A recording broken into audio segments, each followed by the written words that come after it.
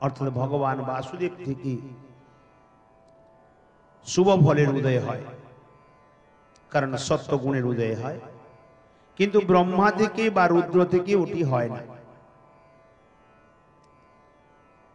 শ্রী বিশ্বনাথ চক্রবর্তী বাদ এই প্রকার কর্ম জ্ঞানাদি অতিক্রম করিয়া ভক্তিরই যথা কর্তব্যতা নিরূপিত হইল। কর্ম, জ্ঞান এবং ভক্তি তিনটি বস্তু, তন্মধ্যে কর্ম এবং জ্ঞানকে অতিক্রম করে ভক্তিরই যথা কর্তব্যতা এখানে নিরূপিত হল। সেই রূপে দেবতান্তরের উপাসনা ও পরিত্যাগ করিয়া শ্রী ভগবানের একমাত্র উপাসনা ইহাই বলিতেছেন। অর্থাৎ যদ্যপি শ্রী ভগবান বিষ্ণু নারায়ণ তিনি বিষ্ণু রূপে, ব্রহ্মা রূপে এবং রুদ্র রূপে তিনি নিজেকে প্রকট করেছেন, তিনি বিষ্ণু রূপে পালন করেন, ব্রহ্মা রূপে সৃজন করেন এবং শিব রূপে তিনি সংহার করেন। কিন্তু বিষ্ণু রূপে থেকে সমস্ত শুভ ফল প্রাপ্ত হওয়া যায়, যা ব্রহ্মা শিব থেকে প্রাপ্ত হওয়া যায় না। যে কারণে ব্রহ্মা এবং শিবাদি বা অন্যান্য দেবতা থেকেও বা দেবতাগণের উপাসনা পরিত্যাগ করিয়া শ্রী ভগবানের একমাত্র উপাস্য এখানে এটি প্রমাণ করলেন। সেই ভগবান এক হইয়া ও ক্রীড়ার নিমিত্ত অবতীর্ণ হইয়া অনেক হন। ভগবান একো অহম অদ্বিতীয়ম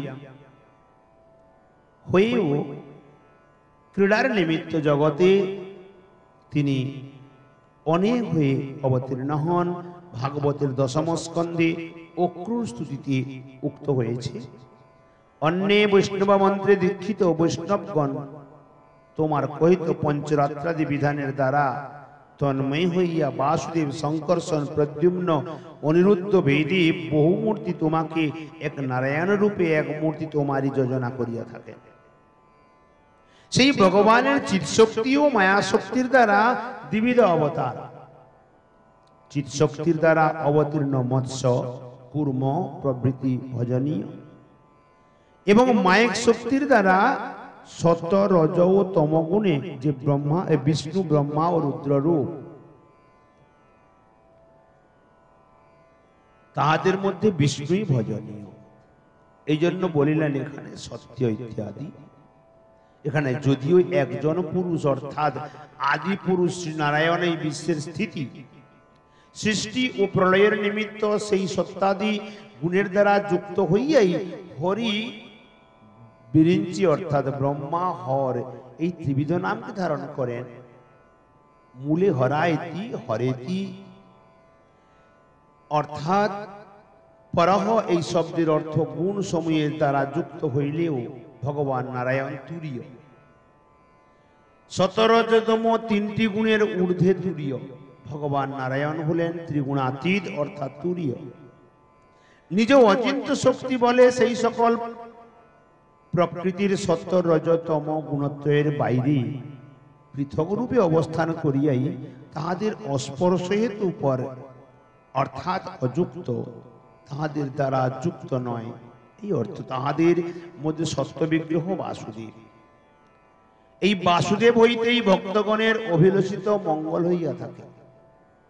পুরা কালে, প্রাচীন কালে মুনিগণ বিশুদ্ধ সত্য ভগবান অধক্ষ অতীন্দ্রিয় বাসুদেবের ভজন করিয়াছিলেন এবং যাহারা সেই সকল ভজন পরায়ণ মুনিগণের অনুগামী, তারাও পরম মঙ্গল লাভ করিয়া থাকে ইত্যাদি। পরবর্তী শ্লোকের দৃষ্টিতে বিশুদ্ধ সত্যাত্মক বিগ্রহ শ্রী হরি হইতে জনগণের কল্যাণ হইয়া থাকে দেখা যায়।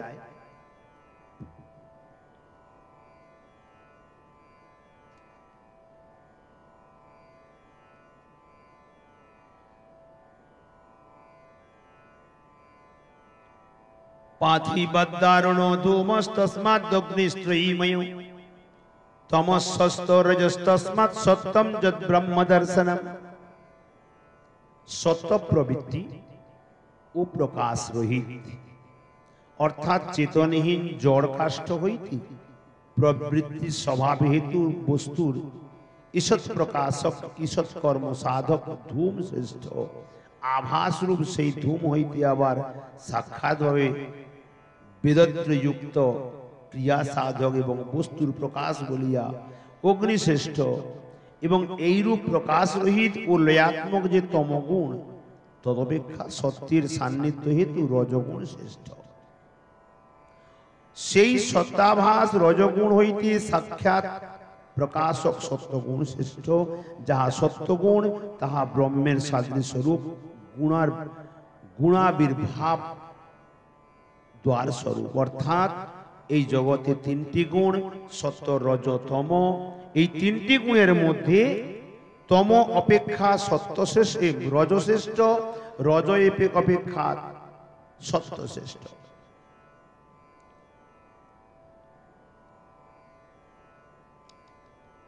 শ্রী চক্রবর্তীপাদ টিকাতে বলছেন আবরণ বিক্ষেপ ও প্রকাশ ধর্ম বিশিষ্ট তম রজ এবং সত্যগুণের মধ্যে যথোত্তর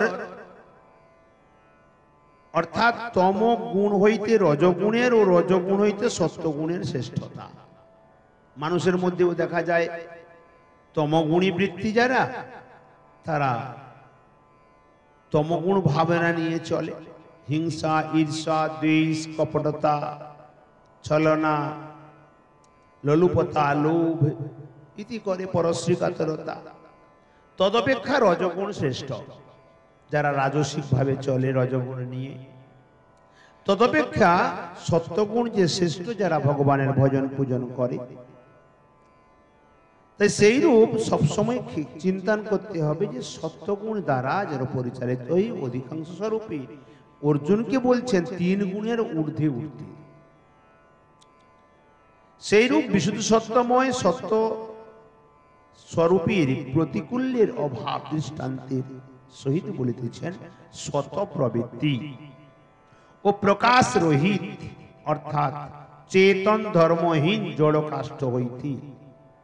যেটা শত প্রবৃত্তি, যেমন জড় কাষ্ঠ, যার ভেতরে প্রকাশ রহিত, যার কোনো প্রকাশ নেই, অথচ অর্থাৎ চেতন ধর্মহীন জড় কাষ্ঠ, যার ভেতরে চেতনা নেই, সেই কাষ্ঠ হইতে প্রবৃত্তি স্বভাব বিশিষ্ট ধূম শ্রেষ্ঠ। অর্থাৎ প্রবৃত্তি, ওই কাঠের যখন আগুন ধরানো যায় সেখান থেকে ধোঁয়া বেরিয়ে আসে, তো কাঠ জড় প্রকৃতি এই কাঠ অপেক্ষা ধোঁয়া শ্রেষ্ঠ। সেই ধূম হইতে আবার বেদোক্ত কর্মের সাধক হেতু ত্রয়ীময় প্রবৃত্তি ও প্রকাশ ধর্মিষ্ঠ অগ্নিশ্রেষ্ঠ। আবার সেই ধোঁয়া অপেক্ষা অগ্নিশ্রেষ্ঠ, সে কাষ্ঠের দ্বারা অগ্নি জ্বলে, কারণ যার দ্বারা বেদ মন্ত্রের দ্বারা আহুতি করা হয়। অতএব শুকনো কাষ্ঠ অপেক্ষা ধূম্র শ্রেষ্ঠ, ধোঁয়া অপেক্ষা অগ্নি শ্রেষ্ঠ। এই প্রকার লয় এই রূপ লয়াত্মক তমগুণ হইতে বিক্ষিপাত্মক রজগুণ শ্রেষ্ঠ। তাহা হইতে ব্রহ্ম দর্শন হইয়া থাকে। সেই রজগুণ হইতে লয় ও বিক্ষেপ শূন্য সত্যগুণ শ্রেষ্ঠ, কারণ তাহার দ্বারা ভগবত দর্শন হয়, ব্রহ্ম দর্শন হয়। গীতায় বলেছেন কি সত্যগুণ হইতে জ্ঞান, রজগুণ হইতে লোভ এবং তমগুণ হইতে অজ্ঞান বা অজ্ঞান প্রমাদ ও মোহ উৎপন্ন হইয়া থাকে। ভগবত গীতায় বলছেন সত্যস্বরূপ ভগবানের প্রতিকূল্যে কি হয়? সত্যগুণ থেকে কি আসে? জ্ঞান আসে, ভগবত জ্ঞান। রজগুণ থেকে কি হয়? লোভ জাগে, চাই ভোজনের লোভ হোক, চাই বিষয়ের লোভ হোক, সম্পত্তির লোভ হোক, যে কোনো মতে লোভ জাগে রজগুণ থেকে। তমগুণ থেকে অজ্ঞানতা, প্রমাদ আর মোহ এ উৎপন্ন হয়। শুদ্ধ সত্য প্রকৃতি গুণ হইতে সম্পূর্ণ পৃথক। যেটি বিশুদ্ধ সত্য, এই প্রকৃতির তিন গুণ থেকে সম্পূর্ণ আলাদা। সত্যস্বরূপ শ্রী ভগবানের প্রাতিকূল্যের অভাব হেতু আবরণ অভাব উক্ত হইল। সত্যস্বরূপ ভগবানের প্রাতিকূল্যের অভাব, তার প্রতিকূল বিষয় নেই ভগবানের, এই জন্য আবরণেরও অভাব। সুতরাং ব্রহ্ম দর্শন ব্যাপারে সত্যগুণের আচ্ছাদন কারকতার অভাব, সাধকত্ব ঔপচারিক অর্থাৎ ঔপাধিক, কিন্তু ভক্তি বিনা ব্রহ্ম দর্শন অসম্ভব। ভক্তি ছাড়া ভগবানকে দর্শন পাওয়া যায় না, ইহা অগ্রিম গ্রন্থে পরে প্রতিপাদন করবেন। এই প্রকার আনন্দই ব্রহ্মের রূপ। এই শ্রুতি বাক্যে পরমেশ্বরেরই আনন্দ রূপত্ব প্রতিপাদিত হইয়াছে। শ্রী ভাগবত দ্বিতীয় ব্রহ্মনারদ সংবাদী ব্রহ্মার বাক্যে মুনিগণ যাহাকে ব্রহ্ম বলেন, তাহাই সেই ভগবানের রূপ। সর্বদা প্রশান্ত, অভয় এবং ভেদ শূন্য। ফলত তাহার রূপ, বিষয় ও করণ সম্বন্ধ শূন্য, নির্মল জ্ঞান মাত্র। সেই জ্ঞান ও জ্ঞাতার স্বরূপ শ্রীরাধে। কোন প্রকার শব্দ ব্যাপার তাহার বোধক নহে। অপর তাহাদের চতুর্বিধ উৎপত্তি আদি ক্রিয়া ফল কিছু নেই।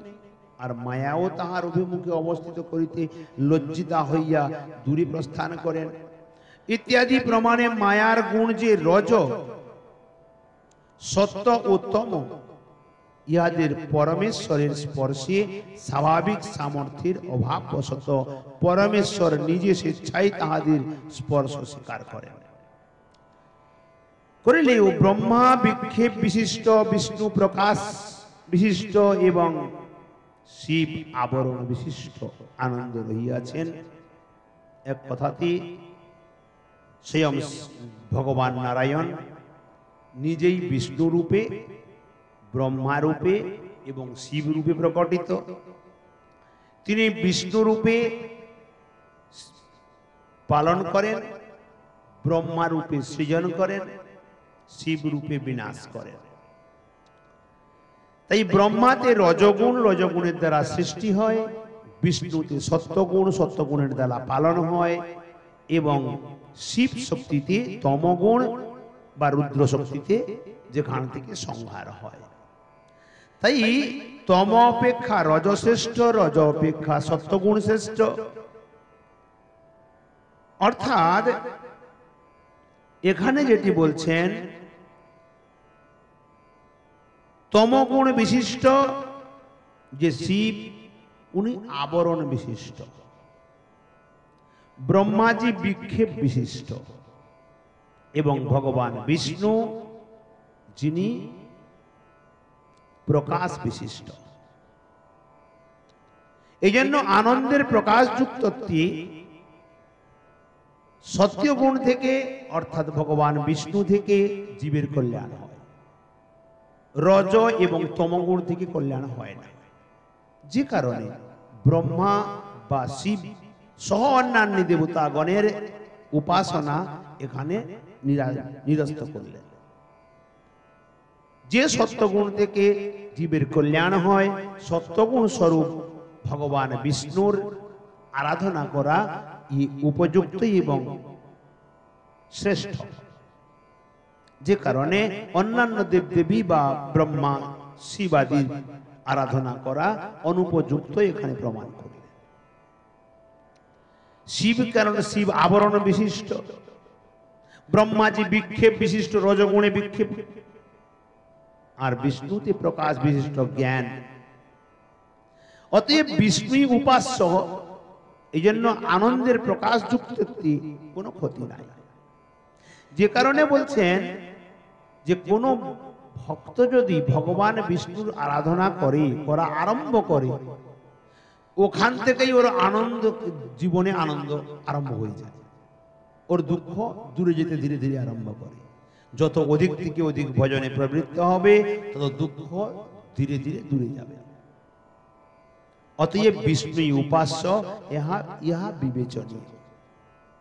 এখানে তো বললেন একটা, কিন্তু প্রত্যক্ষভাবে তো হয় আর একটা। যারা কৃষ্ণ ভক্ত হয়, ভগবানের ভজন করে, তাদের তো দেখা যায় অধিক দুঃখ হয়। এ প্রসঙ্গে দশম স্কন্ধের উত্তরার্ধে অন্তিমে গিয়েও প্রশ্ন করেছেন স্বয়ং পরীক্ষিত মহারাজ প্রশ্ন করেছেন সুখদেবকে, কি দেবাসুর মনুষ্যেষু যে ভজন্তি শিবম শিবম, যে দেবতা অসুর মনুষ্যের মধ্যে যারা শিব শিব করে শিবাদি দেবতাগণের উপাসনা করে তারা বড় সুখী হয়, তারা ধনী হয়, আর যারা ভগবানের ভজন করে তারা ভিখারি কেন হয়ে যায়? এ প্রশ্ন স্বয়ং পরীক্ষিত মহারাজ করেছেন। কিন্তু এখানে বলছেন যে জীব শ্রী হরির ভজন করে তার ভজন যখন আরম্ভ হয় তখন থেকেই আনন্দ তার জীবনে চলে আসে। কথাটি সম্পূর্ণ বিপরীত লাগছে না? কেন বললেন না? এখানে বিপরীত বলেন নাই, সবটাই ঠিক বলেছেন। যেমন একটি বস্তু দেখেন, সত্য রজতম ত্রিগুণাত্মিকা মায়া জীবকে সংসারে বেঁধে রেখেছে। সাত্বিক রাজসিক তামসিক ত্রিগুণাত্মিকা মায়া, এই ত্রিতাপ জ্বালাও আধ্যাত্মিক আদিভৌতিক আদিদৈবিক ত্রিতাপ জ্বালা। তো জীব তিনটি গুণের দ্বারা বদ্ধ হয়ে এই তিনটি অগ্নির ভেতরে জ্বলে পুড়ে দিন রাত মরে। কিন্তু যদি কৃষ্ণ ভক্তের নিমিত্ত দেখা যায় এই তিনটি গুণের দ্বারা বাঁধা হয়েও তিনটি তাপের মধ্যে জ্বলতে থেকেও ওই ত্রিতাপ জ্বালা তার জীবনে ভগবত ভজনের সহায়িকা হয়ে যায়। আর সাধারণ জীবের, ভগবত বহির্মুখ জীবের ত্রিতাপ জ্বালা নরকের দ্বার খুলে দেয়। একই অগ্নি দিয়ে ঘর পোড়ানো যায়, বিশ্বকে দহন করা যায়, মানুষকে পুড়িয়ে ফেলা যায়, আবার ওই অগ্নি দিয়ে রন্ধন হয় যার দ্বারা জীবকুল বেঁচে থাকে। ওই অগ্নির প্রকাশের দ্বারা জীব সর্ব জগৎকে দেখতে পায়, আবার ওই অগ্নির দ্বারা যজ্ঞ হয়, ভগবানও সন্তুষ্ট হন, ভগবানের পূজা সেবা আদি হয়। সেই প্রকার ত্রিতাপ জ্বালাও যদি ভগবানের নিমিত্ত প্রয়োগ করা যায় তো ভগবত ভজনের সহায়িকা হয়ে যায়। আর ওই ত্রিতাপ জ্বালা ভগবত বহির্মুখ জীবের নরকের দ্বার খুলে দেয়। যে কারণে ভগবান জগতে যা কিছু সৃষ্টি করেছেন কোনোটাই অনুপযুক্ত নয়, অনুপযোগীও নয়, প্রত্যেকটা উপযোগী। কেবল আমরা তাকে সদুপযোগ করছি কি দুরুপযোগ করছি। শ্রী রামচন্দ্র এটি স্বয়ং নিজে আচরণ করে দেখিয়ে দিয়েছেন। যখন রাজ্যাভিষেক হবে সমস্ত রাজকুল সবাই খুশি, তিনিও যেমন অবস্থায় ছিলেন, যে প্রকার স্বাভাবিক অবস্থা, অধিক আনন্দ না। যখন বনগমনে দিয়ে দিলেন 14 বছরের জন্য, তো বলছেন এ তো আমার সৌভাগ্য খুলে গেছে, আমার সৌভাগ্য খুলে গেছে। অতএব না রাজাতে অধিক প্রসন্নতা না বনগমনে প্রসন্নতা, সব জায়গায় সর্বত্র সমান অবস্থা। অতএব আমরা দুঃখকে দুঃখ বলে মনে করি বলে দুঃখ আমাকে দুঃখ দেয়। সুখ বা দুঃখ মনের মান্যতা মাত্র। আমরা যদি মনে করি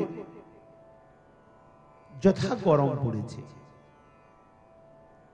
এই ঘরের ভেতরে আমরা আছি, থাকতে পারছি না, আর বাইরের লোক এই ঘরের ভেতরে ঢুকে বলে কি ঠান্ডা মহারাজ আপনার এখানে।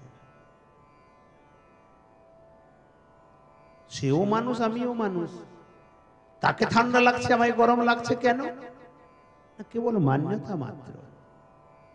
এক ব্যক্তি এসি রুমে শুয়ে আছে, পরের দিন প্রাতকালে উঠে বলছে উফ কি কষ্ট, কাল সারা রাত একটুও ঘুম হয় না। বলে কেন? না লাইন ছিল না। আর এক ব্যক্তি স্টেশনে রেল লাইনের উপরে মাথা দিয়ে শুয়ে আছে, মশা পুরা জড়িয়ে গেছে, ও নাক ডেকে ঘুমাচ্ছে। কোনটা সুখ কোনটা দুঃখ? এক ব্যক্তির বাড়িতে কিছু নেই, ঘরের মা জননী যেমন রান্না করেছে, 3-4 জন পুত্র কন্যা সহ পতি পত্নী অল্প অল্প ভাগ করে 2 গ্লাস করে জল খেয়ে বাস শুয়ে গেছে। আর এক বাড়িতে ধনী ব্যক্তির ঘরে আজকে কোনো কাজের জন্য বিশেষ কিছু রান্না করতে পারে নাই, কর্তা কাছ থেকে এসে বসেছে, যখন ভোজন থালি দিয়েছে বলে এইগুলি মানুষ খায়, ছুঁড়ে ফেলে দিয়েছে। কেন কিছু তৈরি হয় নাই, গরম দেখিয়ে উঠে গেছে। শান্তি কোথায়? যে 1 গ্লাস 2 গ্লাস জল খেয়ে অল্প অল্প অন্ন প্রসাদ পেয়ে উঠে গেল, ওদের ভেতরে তো কোনো অশান্তি নেই। অতএব মনের মান্যতা মাত্র। ঠিক ওই প্রকার ত্রিতাপ জ্বালা যখন কৃষ্ণ ভক্তকে যন্ত্রণায় বলে দেয়, কিন্তু ও যন্ত্রণা পায় না। কেন পায় না? নাই ওই ত্রিতাপ জ্বালার মধ্যে থেকে সে ভগবানকে আনন্দে ডাকে, ওটিকে দুঃখ মনেই করে না। যখন কোনো ব্যক্তি দুঃখকে দুঃখ বলে মনে করে, তখন দুঃখটা বেশি করে লাগে এবং দুঃখ ও আনন্দ পায়। আমি একে গ্রাস করতে পেরেছি। আর যদি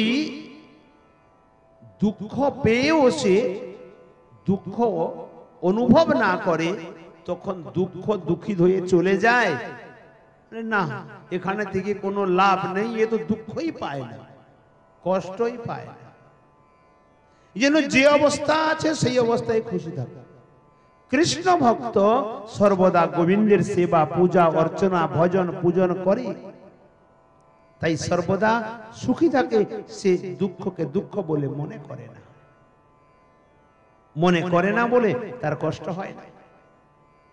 এই জন্য এখানে বলছেন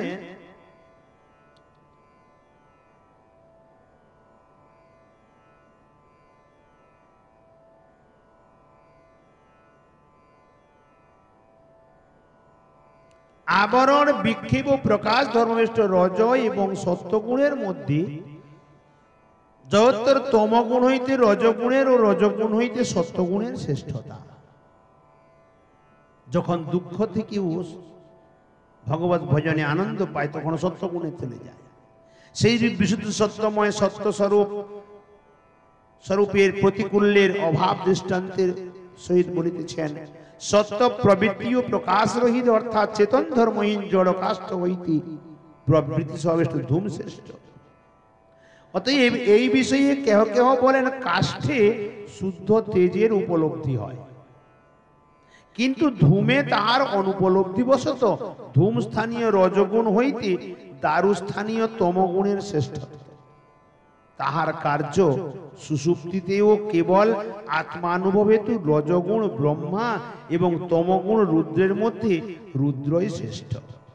অতএব ভগবানের অবতারত্বে 3 জনের ব্রহ্মা, রুদ্র, বিষ্ণু সাম্য এবং গুণের দ্বারা আবরণ ও অনাবরণ বশত অসাম্য।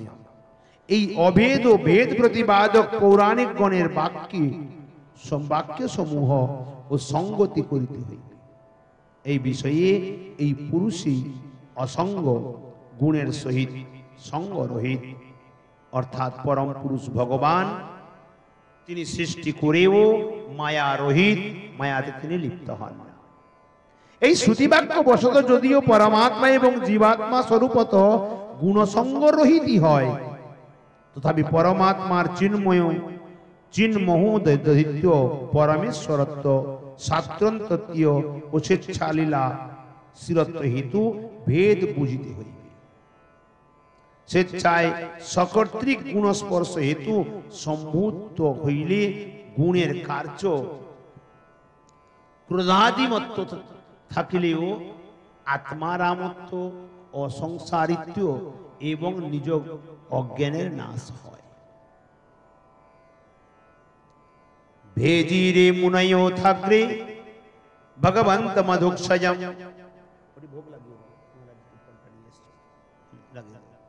ভেজিরে মুনয়ো থাগ্রে ভগবন্ত মধুক্ষজম সত্যম বিশুদ্ধম ক্ষেমায় কল্পন্তে জেনুত্তানিহ। এই কারণে সত্যগুণ যুক্ত ঋষিগণ পুরাকালে কেবল সত্যময়ী মূর্তি অপ্রাকৃত বৈকুণ্ঠাধীশ্বর বিষ্ণুর সেবা করিয়াছিলেন। কারণ ভগবান সত্যগুণী মূর্তি, সত্যময়ী মূর্তি। এমনকি স্বয়ং ইন্দ্রদেব যখন স্তুতি করেছেন, সত্যম বিশুদ্ধম তমধাম শান্তম স্তুতি করেছেন, ভগবান সত্য স্বরূপে বিশুদ্ধ সত্যতে নিবাস করেন। অতএব এই সংসারে যে সকল সৌভাগ্যবান পুরুষ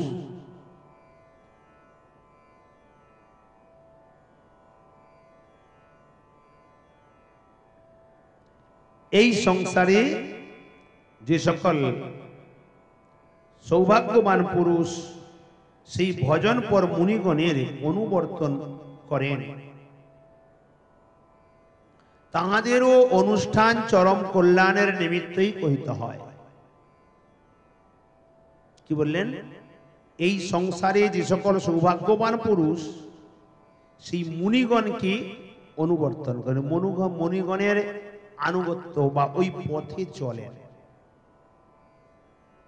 তাকে অনুসরণ করেন, তাহাদেরও অনুষ্ঠান চরম কল্যাণের নিমিত্ত কল্পিত হয়। টিকাতে চক্রবর্তীপাদ বলছেন, অতএব বিশুদ্ধ সত্য বলিতে সর্বভূতা চিৎশক্তি তন্ময় অর্থাৎ রজস্তম তম নির্মুক্ত কেবল চিন্ময়, যার মধ্যে রজগুণ তমগুণ নেই, কেবল চিন্ময় ইতি চিন্ময়। বিষ্ণুরই পূর্বকালে মুনিগণ সেবা করিতেন। শ্রী গোপাল তাপনী শ্রুতিতে উক্ত আছে, বিদ্যা ও অবিদ্যার দ্বারা ভিন্ন। বিদ্যা এবং অবিদ্যার দ্বারা ভিন্ন। ছায়া তপৌ যত্র ন বৃদ্ধ পক্ষৌ ইত্যাদি স্মৃতিতে বলা হয়েছে। বাজ পাখির পত্রপক্ষের ন্যায় জীবাত্মা ও পরমাত্মা ছায়া ও আতপের ন্যায় সম্বন্ধযুক্ত, অর্থাৎ ছায়া ও রৌদ্রের ন্যায় বিভিন্ন। কারণ একজন সংসারী অপরটি অসংসারী, ছায়া তপের ন্যায় নিত্য সংযুক্ত। ছায়া বস্তুত রৌদ্রই বটে, তবে উহা আবৃত ও খণ্ডিত। অত্যন্ত কঠিন শব্দ দিয়ে বলেছেন তো, এই জন্য বুঝতে বড় কষ্ট হয়। কি বললেন এখানে? যেটি ছায়া ওটি প্রকৃতপক্ষে রৌদ্র। অর্থাৎ একটি বৃক্ষ আছে, বৃক্ষের উপরে রৌদ্র পড়েছে, রৌদ্র পড়েছে বলে ছায়া এসছে। যদি রৌদ্র না পড়তো ছায়াতে আসতো, তাহলে প্রকৃতপক্ষে ওটা রৌদ্র। কিন্তু রৌদ্র হলে কি হবে? আবরণ যুক্ত, বৃক্ষের দ্বারা রৌদ্রটি আবরণ হয়ে আছে, এই কারণে ওটি খণ্ডিত, রৌদ্র থেকে খণ্ডিত না। জীবাত্মাও স্বরূপত পরমাত্মাই বটে, পরমাত্মার অংশ। তবে দেহ মনের ক্রিয়ার দ্বারা আবৃত হইয়া জীব আপনাকে ছায়ার ন্যায় খণ্ডিত ও পরিচ্ছিন্ন মনে করে। জীবাত্মা স্বরূপত ভাবে পরমাত্মাই বটে। যেজন্য চৈতন্য চরিতামৃতে বললেন, জীবের স্বরূপ হয় কৃষ্ণের নিত্য দাস। এটি জীবের স্বরূপ। অতএব ওই জীবাত্মা পরমাত্মা হলেও দেহ মনের ক্রিয়ার দ্বারা আবৃত হয়ে আছে। তাই জীব নিজেকে ছায়ার ন্যায়, যেমন বৃক্ষ থেকে ছায়াটা আলাদা আছে, অথচ বৃক্ষের সঙ্গে সঙ্গে নড়াচড়া করছে। ছায়া যদি মনে করে আমিও একটা বৃক্ষ, করতেই পারে। সেই প্রকার যদি জীব যেমন মনে করে আমি একজন ব্যক্তি, কিন্তু আদৌ তার নিজস্ব কোনো সত্তা নাই, যেমন ভাবে ঈশ্বর পরিচালিত করেন তেমন চলে। ত্রিগুণাত্মিকা মায়া জীবকে যেমন নাচাচ্ছে তেমন নাচতে আছে, নিজস্ব কোনো সত্তা নাই। জীবের স্বরূপ হয় কৃষ্ণের নিত্য দাস, কিন্তু জীব নিজেকে ছায়ার ন্যায় খণ্ডিত এবং পরিচ্ছিন্ন মনে করে। তারপর রৌদ্রকে আশ্রয় করি এই ছায়া বর্তমান থাকে। যতক্ষণ রৌদ্র আছে ততক্ষণ ছায়া আছে। রোদ্দুর চলে গেছে, ছায়াও চলে গেছে। সেই রূপ রোদ্দুর পূর্ব থেকে পশ্চিমে ঘুরে গেছে, ছায়া পশ্চিম থেকে পূর্বে ঘুরে গেছে। অতএব রোদ্দুরকে কেন্দ্র করে ছায়া আছে। সেই রূপ জীবাত্মা ও পরমাত্মাকে আশ্রয় করেই বর্তমান থাকে। পরমাত্মা যদি এই দেহ থেকে ওই দেহে গিয়ে আশ্রয় করে, জীবাত্মা পেছনে পেছনে চলে যাবে, ও আর থাকতে পারবে না, চাইলেও থাকতে পারবে না। কদাচিৎ কোন সময়ে যখন কুরুক্ষেত্রের রণাঙ্গন সমাপ্ত হয়ে যায়, কপিধ্বজ রজে অর্জুন তো যুদ্ধ করছিলেন, শ্রীকৃষ্ণ বলছেন অর্জুন তুমি রথ থেকে তাড়াতাড়ি নেমে যাও সম্পূর্ণ সমাপ্ত হওয়ার পরে। অর্জুন বলছেন কেন? প্রতিদিন তো এই প্রকার তাড়াতাড়ি নামার কথা বলো না। না বলছি সময় নেই, তাড়াতাড়ি নেমে যাও। না প্রতিদিন তুমি তো আগে নেমে যাও, তারপরে আমাকে নামাও। আজ তুমি তো বসে আছো, আমাকে নেমে যেতে বলছো। না উত্তর দেওয়ার সময় নেই, নেমে যাও। অর্জুন নেমে চলে এলেন। পরে শ্রীকৃষ্ণ নামলেন, নামা মাত্রই রথটি হুড় করে চলে গেল, রথটি সম্পূর্ণ জ্বলে গেল। অর্জুন বলছেন এটা কি হলো? শ্রীকৃষ্ণ বলছেন এই জন্যই তো আমি তোমাকে নামতে বলেছিলাম, যদি তুমি আগে না নামতে তোমাকে নিয়েই রথটা পুড়ে যেত। আমি এই রথ দিয়ে এতদিন যুদ্ধ করলাম, কোনোদিন পুড়লো না, আজকে পুড়ে গেল। না, এই রথ আজকে পড়েনি, রথ পুড়েছে যেদিনকে তুমি যুদ্ধ করার নিমিত্ত প্রথম বসেছিলে, ওই দিনকে রথ পুড়ে গেছে। তাহলে যে এত বড় যুদ্ধ করলাম আমি কি করে করলাম? তখন তো পড়েনি। না, আমি ছিলাম কিনা রথে, তাই রথটি পড়েনি। যদি তুমি ছিলে, তুমি তো আরো আশ্চর্য কথা বললে আর আমাকে হাসালে। বলে কেন? না প্রতিদিন সূর্য উদয়ের সময় যুদ্ধ আরম্ভ হয়, আর সূর্যাস্তের সময় যুদ্ধ বন্ধ হয়ে যায়। সূর্য উদয়ের সঙ্গে সঙ্গে তুমিও রথে বসো, আর সূর্যাস্তের সঙ্গে সঙ্গে আমিও নেমে আসি, তুমিও নেমে আসো। তখন তো তুমি রথে থাকো না, তখন কি করে রথটা তখন পুড়ে নাই কেন? শ্রীকৃষ্ণ বলছেন তুমি লক্ষ্য করো নাই অর্জুন, আমি প্রতিদিন আমার বনমালাটা আমি রেখে আসি রথে করে, যে কারণে রথ পুড়ে নাই। আর আজকে আমি দেখো বনমালা সহ নেমে এসেছি। তো কি করে সেদিনকে পুড়ে গেল প্রথম দিনে? না, যেদিনকে তুমি রথে বসেছিলে বিষ্ণু পিতামহ অগ্নিবাণ মেরেছিলে, আমি ছিলাম বলে রথটাকে পুড়াতে পারেনি। আজ আমি নেমে এসেছি, সে অগ্নিবাণ আজও প্রতীক্ষা করছিল। যেমনই আমি বনমালা সহ নেমে এলাম, তুমি যদি ওখানে থাকতে তোমাকে নিয়ে পুড়িয়ে দিত। বলার তাৎপর্য এটি, বাস্তবিকতায় এই সংসার এক কুরুক্ষেত্র রণাঙ্গন।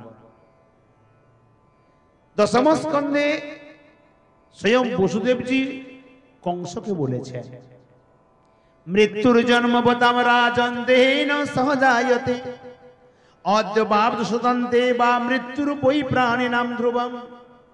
শরীরের সঙ্গে এই শরীর একটি রথ, আর এই রথে 10টি ইন্দ্রিয়, 10টি ঘোড়া। এই রথে স্বয়ং জীবাত্মা অর্জুন রূপে বসে আছে, অর্থাৎ অর্জুন জীবাত্মা রূপে আছে, আর স্বয়ং পরমাত্মা শ্রীকৃষ্ণ রূপে এই রথের মধ্যে আছে। এই কুরুক্ষেত্র রূপী সংসারে 100 বছর ধরে যুদ্ধ করে চলেছে। এজন্য গীতাতে বললেন, তস্মাৎ সর্বেষু কালেষু মাম অনুসর যুদ্ধ। হে অর্জুন, তুমি সমস্ত অবস্থাতে আমার স্মরণ করো আর যুদ্ধ করো, অর্থাৎ কর্ম করো। সমস্ত অবস্থাতে আমার স্মরণ করো এবং যুদ্ধ করো। আমরা কতগুলি ক্ষেত্রে আমাদের মনের মধ্যে বিশাল একটি সংশয় থাকে, এই সংশয় আমাদের ঘিরে রাখে। আমি তো দীক্ষা নিয়েছি, নিয়মটা ঠিক হলো কি না, আমি তো পঞ্চসংস্কার হয়েছি, এটাকে ঠিক হলো কি না, আমি তো সংস্কার করলাম, এটা কি ঠিক হলো, বা এটা করলে এইটা হতো, ওইটা করলে ওইটা হতো। আমরা এই চক্করের মধ্যে পড়ে বুদ্ধিকে শুদ্ধ করতে পারি না। একটি কথা ধ্যানে রাখা বিশেষ আবশ্যক। জপ তপ পূজা পাঠ তিলক মালা ব্রত যাবতীয় কিছু আমরা করি না কেন, এর মূলত উদ্দেশ্য কি, কেন করা হয়, এর মূল লক্ষ্য কি, উদ্দেশ্য কি? তৃতীয় স্কন্ধে স্বয়ং কপিল দেব নিজ মাকে বলছেন, মা তস্মাৎ কেনাপ্যুপায়েন মনঃ কৃষ্ণে নিবেশয়েৎ। কেন অপি উপায়েন, যে কোনো প্রকারে, তস্মাৎ তৎপশ্চাৎ, এ পর্যন্ত যা হয়ে গেছে হয়ে গেছে। কেন অপি উপায়েন, যে কোনো প্রকারে, যেন তেন প্রকারেণ মনঃ কৃষ্ণে নিবেশয়েৎ, মনটি গোবিন্দের চরণে নিবিষ্ট কর। যখন ধান বোনা হয়, নাঙ্গল করতে করতে চলে যায় উপরে, ধান বুনতে বুনতে চলে যায়, আবার তার উপরে নাঙ্গল করে, তখন কি ওই যে ধান বনে সে কি দেখে, বা যে নাঙ্গল করে চাষ করে সে কি দেখে কোনটা নিচে পড়লো, কোনটা উপরে পড়লো, কোনটা উল্টা পড়লো, কোনটা সোজা পড়লো? ও কি দেখে নাকি? না, ধান কি কখনো বলে আমি উল্টা পড়েছি, সোজা পড়েছি, নিচে পড়েছি, উপরে পড়েছি? ও তো মাটি প্রাপ্ত হওয়া মাত্রেই, জল পাওয়া মাত্রেই অঙ্কুর হবে। যে কারণে অজামিল উপাখ্যানে বললেন, সংকেতম পারিহাস্যম বা স্তোভম অবহেলনমেব বা বৈকুণ্ঠ নাম গ্রহণম অশেষাগহরম বিদুঃ। তাই সংকেত করে বলো, পরিহাস ছলে বলো, অবহেলায় বলো, ভগবানের না সংকেতম পারিহাস্যম বা স্তোভম, স্তুতি নয়, স্তুতির মতো করছে।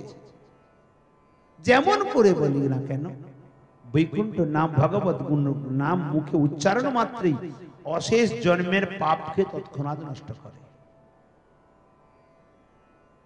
অতএব আর চিন্তার কোনো কারণ নেই আমার। কারণ এই সংসার তিনটি ত্রিগুণাত্মিকা সংসার। দেবতাগণ ও তিন গুণের অধীন, তো মনুষ্য কোন ছাড়। অতএব এই তিন গুণের মধ্যে সর্বত্র দোষই দোষে পরিপূর্ণ। ভগবান যদি দোষ দেখতে আরম্ভ করে, একটাও জীব উদ্ধার হবে না, নাই কি? উনি এইটা করেছেন, তিনি এইটা করেননি, সেইটা এইটা করেছেন, এইটা করে ভুল হয়ে গেছে, ওইটা করে ঠিক হতো। আমাকে যেমন খুশি রাখে তেমনটাই রাখুক না, আমি কেবল তার চরণে আত্মসমর্পণ করি। কেন অপি উপায়েন মনঃ কৃষ্ণে নিবেশয়েৎ। আমার এগুলি বাহ্য বস্তু, মন কতটা গোবিন্দকে দিয়েছি এটাই মুখ্য, এটাই আবশ্যক বস্তু।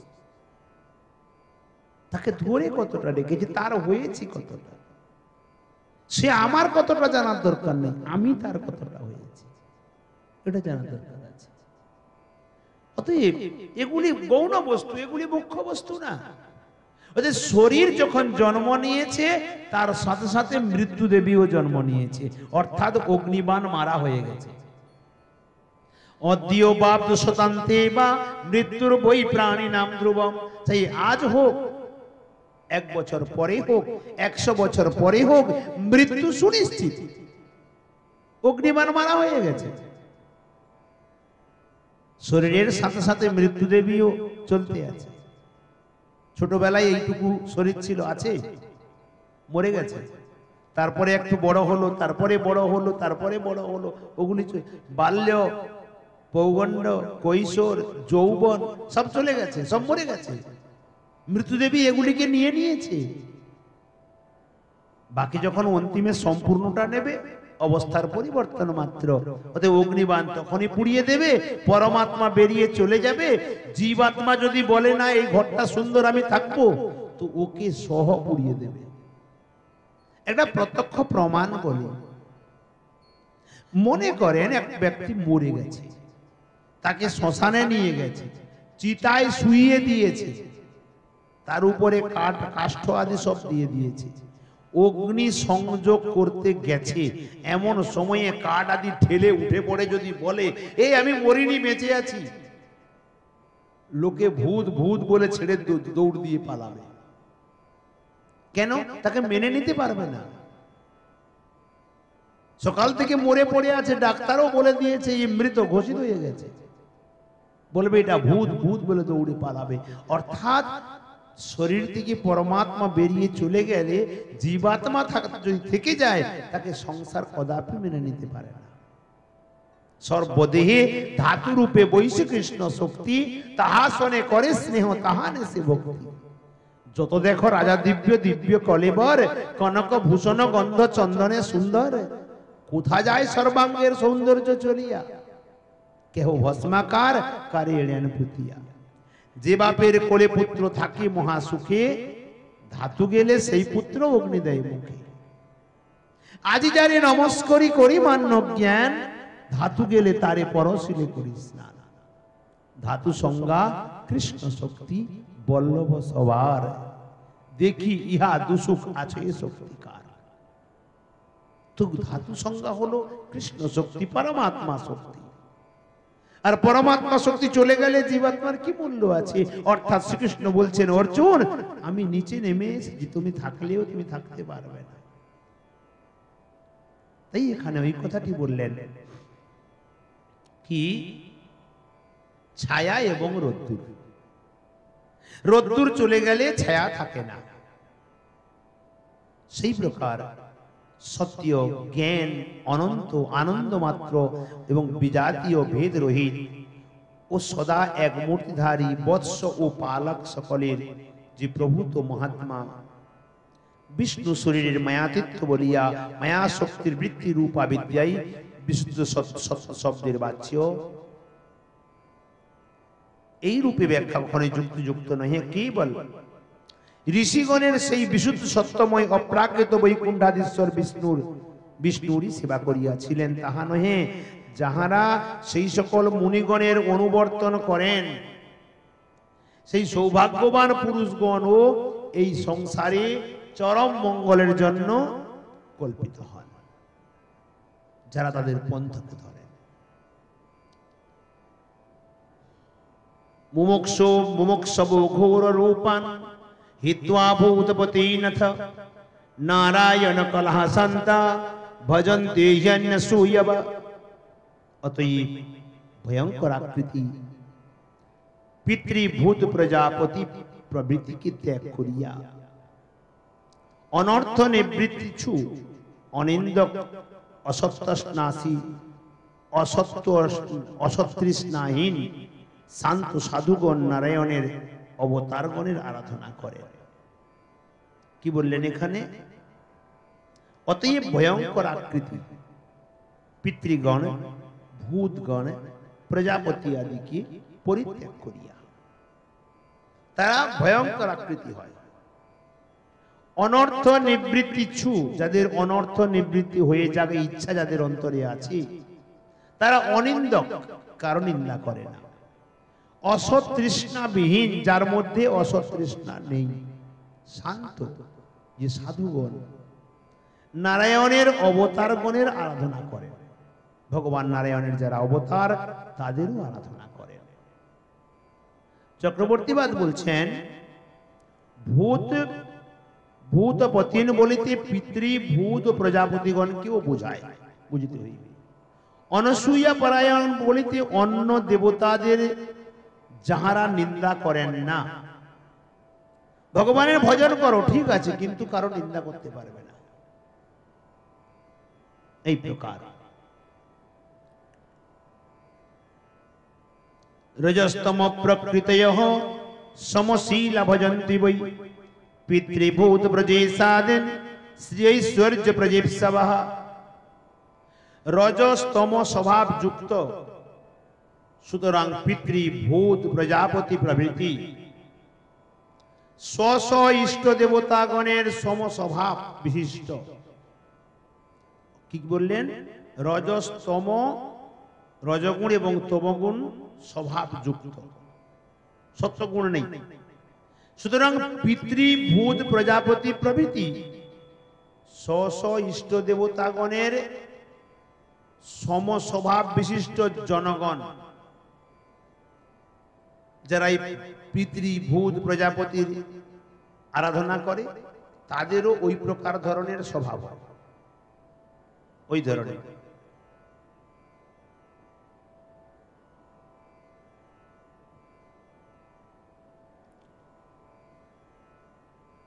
অতঃ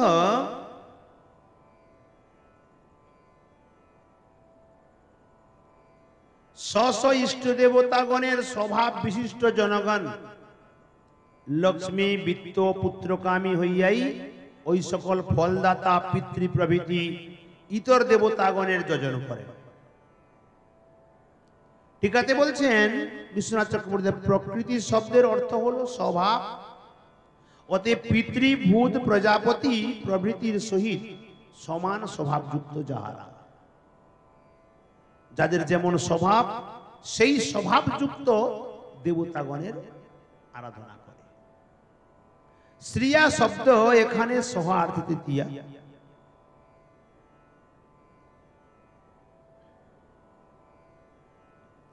বাসুদেব পরা বেদা, বাসুদেব পরা মুখা, বাসুদেব পরা যোগা, বাসুদেব পরা ক্রিয়া, বাসুদেব পরম জ্ঞানম, বাসুদেব পরম তপঃ, বাসুদেব পরো ধর্মঃ, বাসুদেব পরা গতিঃ।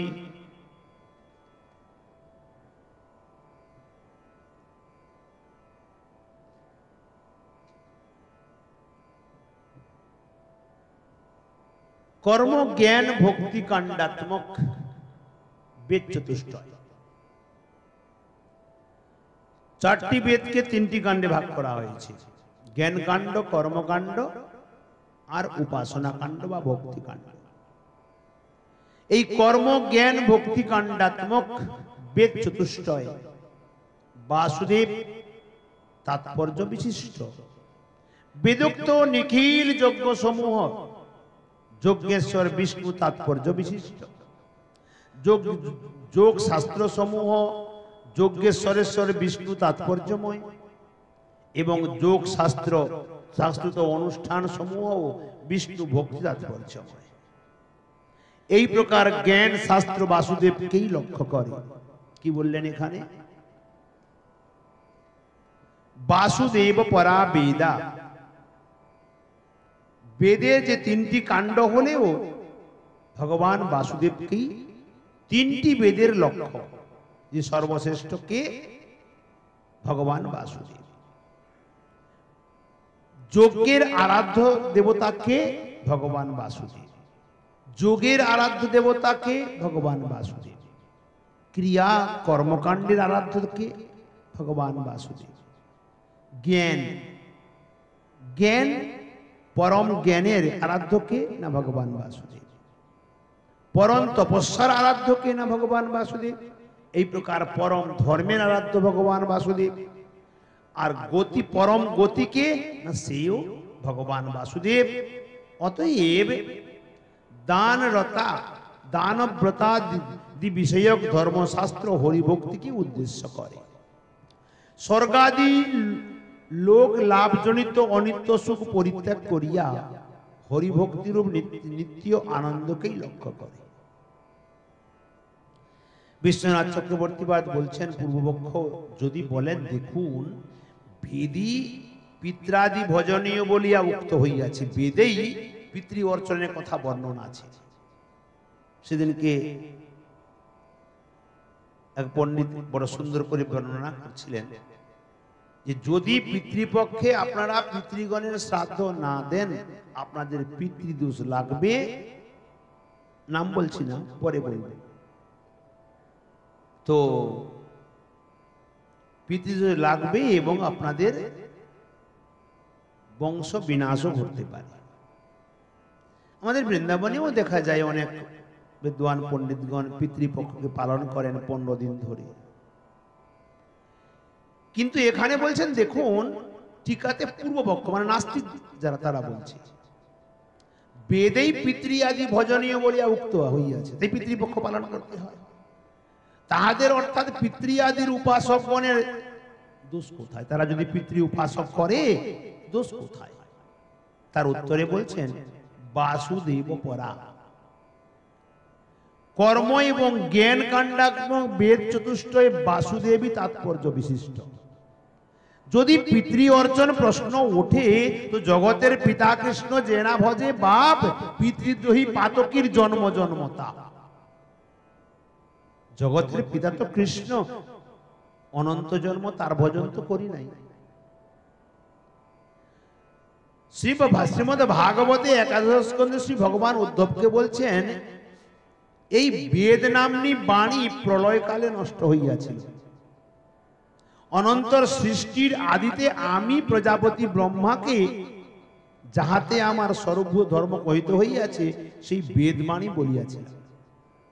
তাহলে বেদও প্রলয়কালে নষ্ট হয়ে যায় সময় অনুসারে। ভগবান ব্রহ্মাজিকে নিজেই বর্ণনা করে শ্রবণ করিয়েছিলেন এবং কর্মকাণ্ডে বিধিবাক্যের দ্বারা কি প্রকাশ করেন, জ্ঞান কাণ্ডেও নিষেধের জন্য পশ্চাৎ বক্তব্য কি আশ্রয় করিয়া তর্ক বিতর্ক করেন। এই বেদ বাক্যের তাৎপর্য অভিপ্রায় জগতে আমি ব্যতীত অন্য কেহ জানে না, অন্য কেউই জানে না, কেবল আমি জানি। আমাকে যজ্ঞরূপ বিধান করেন, যারা যোগ্য তারা আমাকেই বিধান করেন, যজ্ঞেশ্বর ভগবান আমাকেই সেই সেই দেবতা রূপে অভিহিত করেন।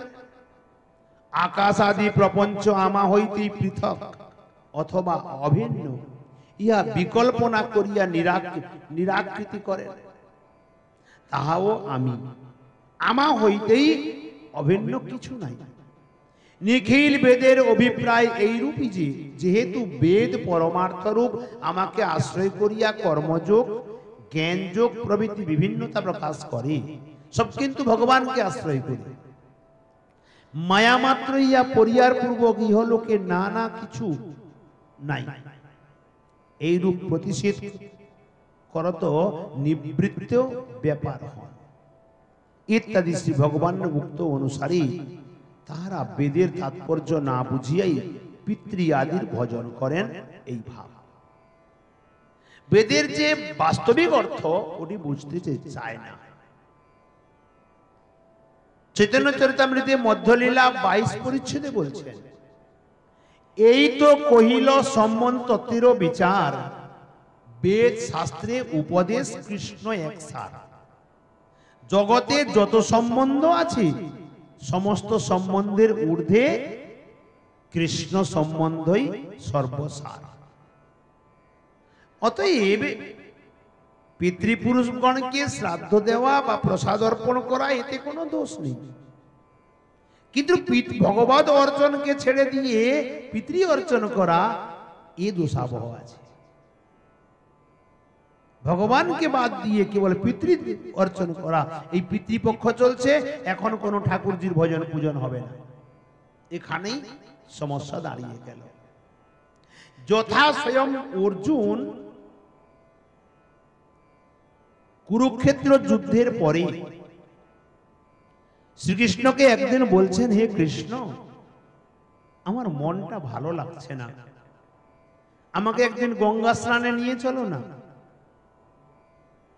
আমি কত 18 অক্ষয়িণী সেনাতে কত হত্যা করেছি, কত বধ করেছি, আমায় কত পাপ লেগেছে, যদি গঙ্গা স্নান করি না তাহলে পাপ চলে যাবে। শ্রীকৃষ্ণ বলছেন, উত্তম কথা, খুব ভালো কথা, চলো। রথে করে দুই সখা চলে গেলেন গঙ্গার কাছে স্নান করতে। হস্তিনাপুর থেকে গঙ্গার কত দূরে, চলে গেলেন গঙ্গার তীরে স্নান করতে। তো গঙ্গা স্নানের পূর্বে অর্জুন বলছেন, আমি একটু শৌচক্রিয়া করে আসি। ক্ষত্রিয় তো কোনো সময় ধনুষবাণ ছাড়ে না, ধনুষবাণ একটু দূরে রেখে শৌচক্রিয়া করে শৌচে বসেছে। দেখেন তো ওই গঙ্গা তীরে যখন জোয়ার এসেছিল একটা মরা এসে পড়ে আছে,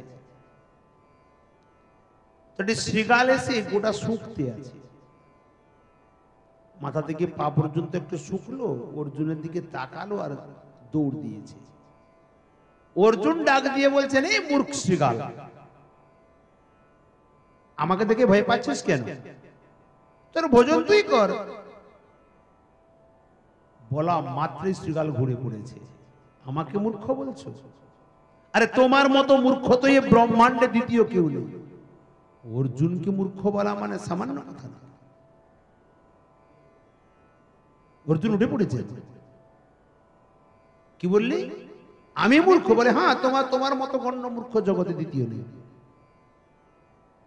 অর্জুন বলছেন, শৃগালে কথা বলছে, নিশ্চয়ই কিছু অর্থ আছে। কেন বললে আমাকে মূর্খ?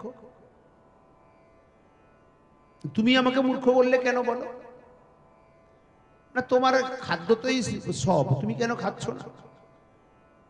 না বলছি, এর কোন জায়গাটা খাবো বলো?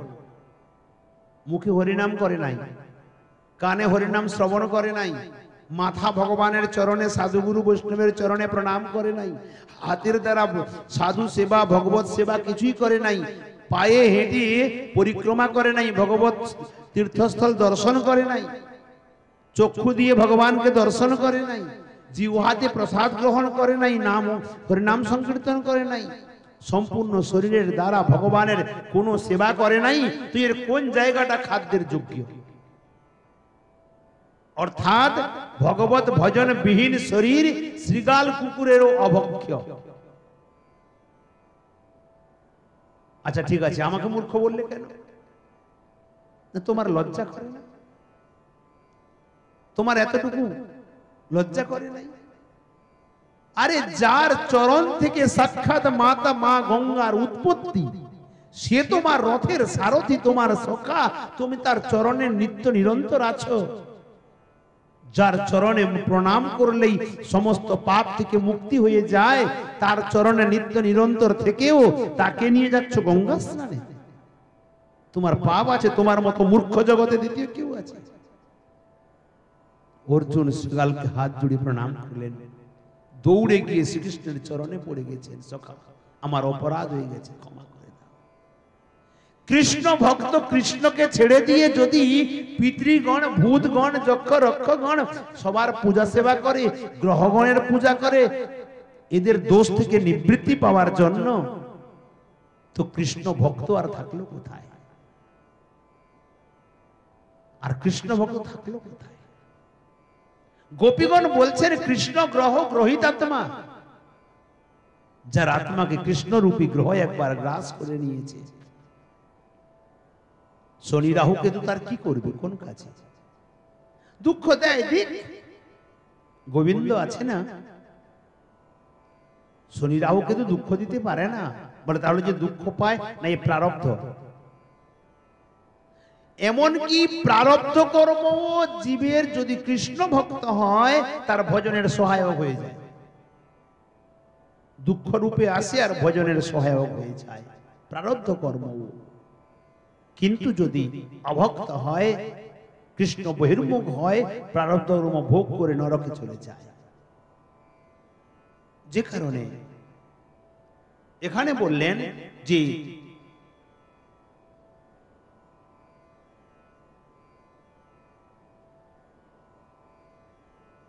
পিতৃ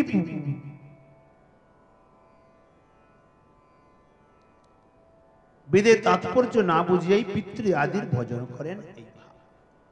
বেদের তাৎপর্য কৃষ্ণে পর্যবসান। পূর্বপক্ষ পুনরায় বলছেন, বেদ সমূহের মধ্যে, বেদ সমূহের মুখ অর্থাৎ যোগাদি কারত্ব যেখানে সেখানে প্রকট রূপে দৃষ্ট হয়। মুখ মানে যজ্ঞ করা বা যোগাদি করা। তার উত্তরে বলছেন সত্য। যেখানে ভগবান জনার্দন আছেন, সেই স্বরূপ স্বস্বরূপে, সে স্বস্বরূপ লোক যে আত্মতত্ত্ব তাহারা জানেন না।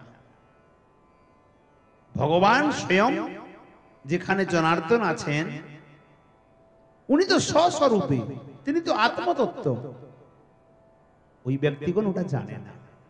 এই জন্য জাগাদির দ্বারা ধূম দৃষ্টি, অদত্তগণ, বেদকে কর্মপর বলিয়া থাকেন ইত্যাদি। নারায়ণ শ্রী নারদের উক্তিতে মখ যোগাইতে বেদের তাৎপর্যের অভাব, যে বেদ বাণীতে আমার স্বরূপ ভূত ধর্মই, আমি ব্রহ্মকল্পাদিতে ব্রহ্মাকে বলিয়াছিলাম, ভগবান বলছেন। এই শ্রী ভগবানের উক্তি অনুসারে এবং হে দেব, যে ব্যক্তির জিহ্বায় তোমার নাম বর্তমান থাকে সে সপচ হইলেও এই কারণেই পূজ্য হয়। ব্রাহ্মণ ব্রাহ্মণ নহে যদি কৃষ্ণ ত্যাজে, চণ্ডাল চণ্ডাল নহে যদি কৃষ্ণ ভজে। চণ্ডালপি মুনি শ্রেষ্ঠ হরিভক্তি পরায়ণা, হরিভক্তি বিহীনিশ্চ দ্বিজোপি সপচাদম। শপথ যদি ভগবানের ভজন করে সে ব্রাহ্মণের থেকে উত্তম হয়, আর ব্রাহ্মণ যদি হরি বিমুখ হয় চণ্ডালের থেকে আরো অধম হয়ে যায়। ভক্তমাল গ্রন্থে বলছেন কিমত্র বহু নক্তিন ব্রাহ্মণাজি অবৈষ্ণবা। আমি এখানে আর বেশি কি বলবো, যদি কোনো ব্রাহ্মণ অবৈষ্ণব হয় তেসাং দর্শন স্পর্শন সম্ভাষণ প্রমাদেনা অপি বর্জয়িত। তাদের দর্শন করা, স্পর্শন করা, তাদের সঙ্গে কথা বলা, যদি কোনো মতে ঝগড়াও হয়, কলহ হয়, তার সঙ্গে করতে যেও না। তার থেকে তাকে দর্শন করাও নিষিদ্ধ। এতটা স্পষ্ট বলেছে। চান করতে হবে। ফলত যে সকল পুরুষ তোমার নাম গ্রহণ করিয়া থাকেন তাহারাই তপস্যা করিয়াছেন। অর্থাৎ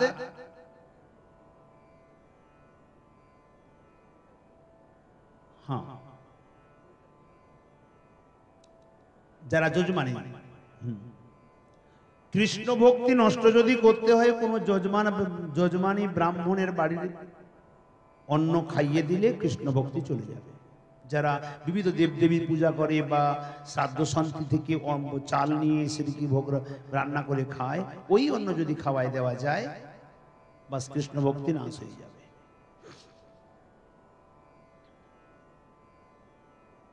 অতএব যে সকল পুরুষ তোমার নাম গ্রহণ করিয়া থাকেন তাহারাই তপস্যা করিয়াছেন। এখানে কথাটি উজ্জ করে রেখেছে। যে সমস্ত পুরুষ অর্থাৎ জীব, পুং শব্দে জীব, যারা তোমার নাম গ্রহণ করে থাকে তারা তপস্যা করিয়াছেন। অর্থাৎ বহু নাম জন্ম নামন্তে জ্ঞানবান মাম প্রপদ্যতে বাসুদেব সর্বমেটি স মহাত্মা সুদুর্লভ। বহু বহু জন্মের পুণ্যের দ্বারা জ্ঞানবান ব্যক্তি ভগবানের শরণাগত হয় এবং তার জিহ্বাতে আরো একটি শ্লোকে বলছেন, বহু জন্ম শতই পূর্বম বাসুদেব সমর্চিতম। যে বহু বহু জন্ম পূর্ব থেকে ভগবান বাসুদেবের অর্চন পূজন করে আসছে, তন্মুখে হরিনামানি সদা তিষ্ঠতি ভারত। তার হে অর্জুন, তার মুখেই কেবল হরিনাম উচ্চারিত হয়। তাই এই কথাটি কি বললেন, তাহারাই তপস্যা করিয়াছেন, যাহারা ভগবানের নামকে গ্রহণ করেন তারাই তপস্যা করিয়াছেন, তাহারাই বেদ অধ্যয়ন করিয়াছেন এবং তোমার নাম কীর্তনে তপস্যাদি সিদ্ধ হয়। অতএব তোমার নাম সংকীর্তন করিয়া পবিত্র হন ইত্যাদি দেবহূতির উক্তিতে এবং যেরূপ বৃক্ষের মূলে জলসেচনের দ্বারায় শাখা প্রশাখা আদি পুষ্টি হয়, ইত্যাদি দেবর্ষি নারদের উক্তি অনুসারে বাসুদেবী সকল বেদের তাৎপর্য ইহা অবগত হওয়া যায়। অতএব কেবল ভগবত ভক্তি সর্ববেদের অর্থ, কেবল ভগবত ভক্তি সমস্ত বেদেরই অর্থ। অতএব যারা কৃষ্ণ ভক্ত, তা এটি আমার মনের নিজেরও সংশয় ছিল, পিতৃপক্ষ আদি এখানে সম্পূর্ণ পরিষ্কার করে দিলেন। কৃষ্ণ ভক্তের কোনো প্রয়োজনীয়তা নেই, কোনো আবশ্যকতা নেই। কৃষ্ণ বিনা তৃষ্ণা ত্যাগ। অথবা যজ্ঞাদিতে বাসুদেবের ভুজাদি অঙ্গ বিভূতি রূপ ইন্দ্রাদি দেবতার আরাধনা।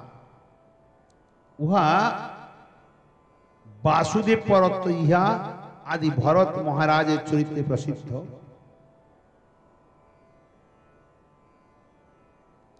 কপিল দেবতী সংবাদে যোগের দ্বারা ভগবানের ধ্যানাদি পরত্ব প্রসিদ্ধ রইয়াছে। কর্ম সকলেরও শ্রী ভগবানের সমর্পণ ব্যয় তাহার ফলের অসিদ্ধ হেতু সেই কর্মও ভগবত পরত্ব হয়। যে কর্ম ভগবানের সমর্পিত হয় না তার ফল কোনো লাভ হয় না। সেই প্রকার জ্ঞান ও তপস্যার ব্রহ্ম পরত্বই, জ্ঞান ও তপস্যার ব্রহ্ম পরত্ব। কর্মযোগেরও পূর্বোক্ত শ্লোক অনুসারে ধর্মপদের দ্বারা পরম ধর্ম শ্রবণ কীর্তনাদি গতি অর্থাৎ সেই পরম ধর্মে প্রাপ্য প্রেম অপবর্গাদি এই উভয়েরও বাসুদেব পরত্বই। সয়েবেদম সসর্জাগ্রে ভগবান আত্মমায়য়া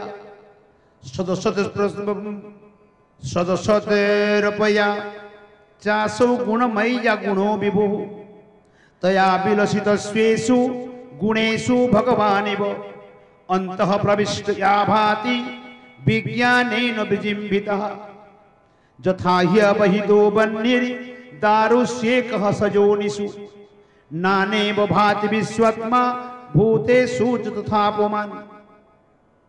বড় সুন্দর বর্ণনা করেছেন এখানে। এতাদৃশ পরমেশ্বর কারণদুঃখসায়ী প্রথম পুরুষ স্বয়ং ভগবান স্বয়ং নির্গুণ হইয়াও প্রথমে কার্যকারণাত্মিকা ত্রিগুণময়ী স্বীয় বহিরঙ্গা শক্তি মায়াকে ক্ষর করিয়া এই সৃষ্টি করিয়াছিলেন। কি বললেন? এতাদৃশী পরমেশ্বর যে সমস্ত গুণের কথা বলে এলেন, যজ্ঞের আরাধ্য বাসুদেব ভগবান, তপস্যার আরাধ্য বাসুদেব ভগবান, কর্মের আরাধ্য বাসুদেব ভগবান, পিতৃগণের আরাধ্য বাসুদেব ভগবান, সমস্ত এতাদৃশ পরমেশ্বর যিনি কারণার্ণবসায়ী বিষ্ণু, যিনি প্রথম পুরুষাবতার, তিনি স্বয়ং নির্গুণ হইয়াও, তিনি না সত্যগুণ না রজগুণ না তমগুণে, তিন গুণের অতি তুরীয় গুণ হইয়াও প্রথমে কার্যকারণাত্মিকা ত্রিগুণময়ী স্বীয় বহিরঙ্গা শক্তি মায়াকে ঈক্ষণ করিয়া বিশ্ব সৃষ্টি করিয়াছিলেন। এটা বড় কঠিন সাবজেক্ট, তাৎপর্যটা বিষয়টি কি প্রকার। ভগবান কারণার্ণবসায়ী বিষ্ণু তিনি থাকেন কোন জায়গাটাতে? কারণ সমুদ্র কাকে বলে না? বই চৈতন্য চরিতামৃতে আদিলীলা পঞ্চম পরিচ্ছেদ, বৈকুণ্ঠের বাইরে এক জ্যোতির্ময় মণ্ডল, উপনিষদ কহে তারে ব্রহ্ম সুনির্মল। ওই বৈকুণ্ঠের চতুর্দিকে আছে এক জলরাশি যাকে বলা হয় কারণ সমুদ্র। এই কারণ সাগরে কারণার্ণবসায়ী বিষ্ণু অনন্ত নাগের শয্যায় শয়ন করে আছে। তার কার্যটি কি না? শ্রীকৃষ্ণের ইচ্ছাকে পূর্তি করা। শ্রীকৃষ্ণের ইচ্ছাটি কি না? একো অহম বহুশ্যাম, আমি এক হয়ে থাকা সত্ত্বেও বহু হয়ে সংসারকে সৃজন করে সৃষ্টি করে লীলা করব। তাই কারণার্ণবসায়ী বিষ্ণু নিজের ইচ্ছা শক্তি থেকে কারণ সাগরের বাইরে কার্যকারণাত্মিকা, কার্য এবং কারণ দুটি বস্তু যার মধ্যে আছে, সত্য রজতম ত্রিগুণাময়ী মা মহামায়া দুর্গাকে সৃষ্টি করে, যাকে আমরা মা মহামায়া দুর্গা বলি না, যোগমায়া না, দুর্গা মা মহামায়া। এখানে যোগমায়ার প্রশ্ন নাই, এখানে মা মহামায়া দুর্গাকে সৃষ্টি করলেন তথা নিজের দৃষ্টির দ্বারা ইক্ষণ, ইক্ষণ মানে দর্শন, দৃষ্টি নিক্ষেপ, তার প্রতি দৃষ্টি নিক্ষেপ করলেন, ইক্ষণ করলেন। এই দৃষ্টি নিক্ষেপের দ্বারা দুটি শক্তি তিনি স্থাপিত করলেন। ত্রিনেত্র থেকে, জ্ঞান চক্র থেকে, আজ্ঞা চক্র, ওখান থেকে যে দৃষ্টিটি নিক্ষেপ করলেন, দুটি শক্তি স্থাপিত করলেন, একটি জীব শক্তি, একটি পরমাত্মা শক্তি। এই জীব শক্তি এবং পরমাত্মা শক্তি যখন একত্রিত হয়ে মায়াতে অধিষ্ঠিত হলো, মায়া ক্ষুবিত হলো, উত্তপ্ত হলো। এখান থেকেই তিনি সৃষ্টি প্রারম্ভ করলেন। এই জন্য এখানে বলছেন এই বহিরঙ্গা শক্তি মায়াতে তিনি ইক্ষণ করে বিশ্বকে তিনি সৃষ্টি করলেন। সৃষ্টি কিভাবে করলেন? মায়া যখন ক্ষুবিত হলো, মায়া থেকে উৎপত্তি হলো কিনা মহত্তত্ত্ব। মহত্তত্ত্ব থেকে উৎপন্ন হলো অহংকার। অহংকার তিন ভাগে ভাগ হলো, সাত্ত্বিক, রাজসিক, তামসিক, সত্য, রজতম। তমগুণ দুই ভাগে ভাগ হলো। প্রত্যেকটি ভাগ থেকে পাঁচটি করে সৃষ্টি হলো। তমগুণের এক ভাগে সৃষ্টি হলো 5টি স্থূল, আরেক ভাগে সৃষ্টি হলো 5টি সূক্ষ্ম। 5টি স্থূল হলো ক্ষিতি, অপ, তেজ, মরুদ, বিয়োগ। আর এক ভাগে 5টি সূক্ষ্ম, অর্থাৎ শব্দ, স্পর্শ, রূপ, রস, গন্ধ। এই তমগুণ থেকে সৃষ্টি হলো। থাকলো রজ আর সত্য। রজগুণও দ্বিভাগে ভাগ হলো। রজগুণের এক ভাগ থেকে 10টি ইন্দ্রিয় সৃষ্টি হলো, আর এক ভাগে বুদ্ধি সৃষ্টি হলো। থাকলো সত্য। সত্যগুণের এক ভাগ থেকে এই 10টি ইন্দ্রিয়ের দেবতা সৃষ্টি হলো, এবং এক ভাগে মন সৃষ্টি হলো। এ সমস্ত 25টি প্রকৃতি সৃষ্টি হয়ে গেল। 25টি বস্তু, ম্যাটেরিয়াল, 25টি পদার্থ সৃষ্টি হয়ে গেল। এই 25টি পদার্থ কারণ সাগরের জলে পৃথক পৃথক রূপে ভাসতে লাগলো। তা আমরা ইট, বালি, সিমেন্ট, রড সব এনে ফেলে রেখেছি, কিছু তো একটা বানাতে হবে। ঠাকুরজিও চিন্তা করছে, এ 25টি পদার্থ পড়ে আছে, এগুলি দিয়ে কিছু বানিয়ে চেষ্টা করি। তিনি তখন ছোট ছোট বানাবেন কি করে? না, মায়াকে করলেন মাধ্যম। কুমোর জল, মাটি সব নিয়ে এসেছে, কিন্তু কুমোর চক্র ছাড়া তো বানাতে পারবে না। তাই মায়ারূপী চক্রের মাধ্যম দিয়ে ছোট, বড়, মাঝারি, অতি ছোট, অতি বড়, বিবিধ প্রকার ভাবে অণ্ড সৃষ্টি করলেন। অসংখ্য অনন্ত অণ্ড তৈরি হয়ে গেল। অণ্ড মানে ডিম্ব, অণ্ড তৈরি হয়ে গেল। স্বয়ং ভগবান কারণার নবসাই বিষ্ণু ব্রহ্মরূপে তিনি অণ্ডের মধ্যে প্রবেশ করলেন, প্রত্যেকটি অণ্ডে প্রবেশ করে গেলেন। তাই ব্রহ্মযুক্ত অণ্ড ইতি ব্রহ্মাণ্ড। অতঃপর ব্রহ্মাণ্ড সৃষ্টি হলো। এই ইক্ষণের দ্বারা তিনি বিশ্বকে সৃষ্টি করলেন, কারণার নবসাই বিষ্ণু। সেই ভগবান স্বীয় চিৎশক্তি বলে, সেই ভগবান নিজের চিৎশক্তির বলে নিরতিশয় স্বতন্ত্র অধীশ্বর হইয়াও সেই বহিরঙ্গা শক্তি মায়া হইতে উদ্ভূত বৈচিত্র্যময় জড় এই আকাশ আদি প্রপঞ্চময় বিশ্বে অন্তর্যামী রূপে অনুপ্রবিষ্ট হয়।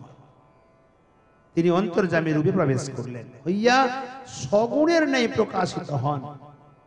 তিনি আবার সগুণ রূপে প্রকাশ করেন, কিন্তু বস্তুত তিনি গুণাতীত।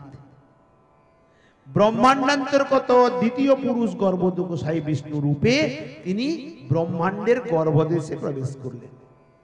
তিনি গুণাতীত হয়েও গুণকে আশ্রয় করলেন, সত্যগুণকে। যেরূপ নিজ উৎপত্তি স্থল কাষ্ঠ সমূহে একই অগ্নি নিহিত থাকে, প্রকাশ তারতম্যে বিভিন্ন প্রকারেই প্রকাশিত হয়, তদ্রূপ প্রতি জীবের হৃদয়স্থিত ক্ষীরোদশায়ী তৃতীয় পুরুষ বিষ্ণু প্রাণীগণের মধ্যে অন্তর্যামী রূপে থাকিয়া নানা বৈচিত্র্যময় বিভূতি রূপে প্রকাশিত হন। এটা বড় অত্যন্ত কঠিন বিষয়বস্তু। অর্থাৎ ব্রহ্মাণ্ডকে তিনি সৃষ্টি করলেন, কে? কারণার নবসাই বিষ্ণু। এক স্বরূপে মনে মনে ভাবলেন, দেখি অণ্ডের ভেতরে কি আছে। তিনি ব্রহ্মরূপে প্রবেশ করলেন, দেখলেন অণ্ডটি শূন্য, ব্রহ্মাণ্ড তো হয়ে গেল। এই শূন্য অণ্ডে কারণ সাগরের জল দিয়ে আধা তিনি পূর্ণ করে দিলেন এবং সেখানে শেষ নাগের শয্যায় তিনি শয়ন করলেন। নাভিক কমল থেকে এক পদ্ম উত্থিত হলো, সেই পদ্মের নিজ অংশে ব্রহ্মাকে সৃষ্টি করলেন তথা 14 ভুবন সৃষ্টি করলেন নাভি নাড়ে। তন্মধ্যে পৃথিবীটিও থাকলো মধ্যখানে।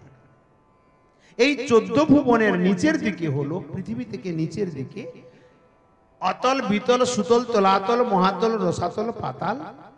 আর উপর দিকে হলো ভূলোক, ভুবলোক, স্বর্গলোক, জনলোক, মহলোক, তপলোক, সত্যলোক। উপরে 7টি, নিচে 7টি, মধ্যখানে হলো ভূলোক। এই ভূলোকের মধ্যে আবার 7টি সমুদ্র সাগর আছে। এই সপ্ত সমুদ্রের মধ্যে একটি ক্ষীর সাগর আছে।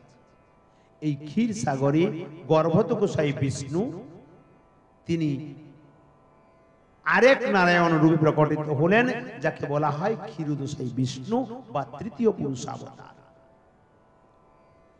তাহলে স্বয়ং ভগবান কত রূপে এলেন? স্বয়ং ভগবান গোলকাধিপতি কৃষ্ণ নিজ অংশ থেকে বলরামকে সৃষ্টি করলেন।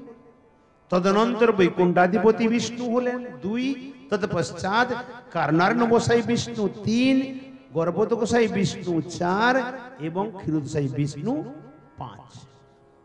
স্বয়ং কৃষ্ণ 1, ইনাকে নিয়ে 6। তিনি এই 6 রূপে বিরাজ করছেন, সম্পূর্ণ জগৎকে প্রতিপালন করছেন।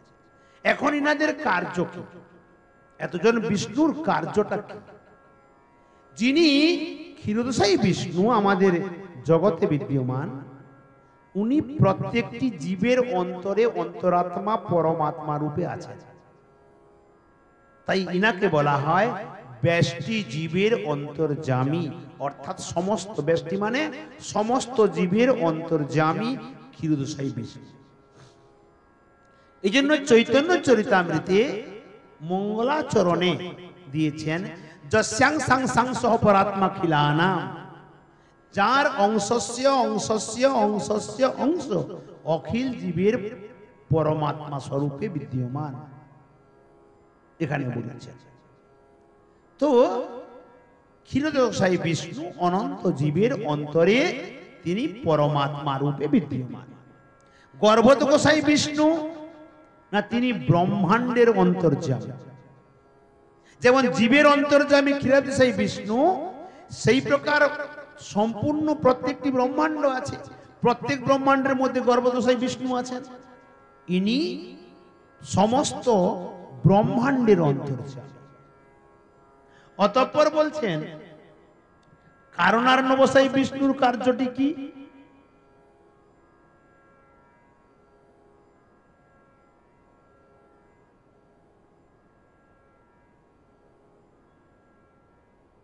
কারণার্ণবসাই বিষ্ণু না, তিনি সমস্ত ব্রহ্মাণ্ডের অন্তর্যামী। ইনি গর্ভদশাই বিষ্ণু আমাদের ব্রহ্মাণ্ডের অন্তর্যামী, একটি ব্রহ্মাণ্ডে। আর কারণার্ণবসাই বিষ্ণু অনন্ত ব্রহ্মাণ্ডের অন্তর্যামী। যখন কোনো পৃথিবীতে সমস্যা ঘটে তখন অবতার কে গ্রহণ করেন? ক্ষীরোদশাই বিষ্ণু। যখন ব্রহ্মাণ্ডের মধ্যে সমস্যা ঘটে অর্থাৎ 14 ভুবনের মধ্যে, তখন কে আসেন? না, গর্ভত গোসাই বিষ্ণু। যখন বিভিন্ন ব্রহ্মাণ্ডে বিবিধ অবতারের আবশ্যকতা পড়ে তখন কে যান? না, কারণার্ণবসাই বিষ্ণু। এই যুগাবতার লীলাবতার আদি করার নিমিত্ত চলে যান। আর স্বয়ং শ্রীকৃষ্ণ আসেন। ই তো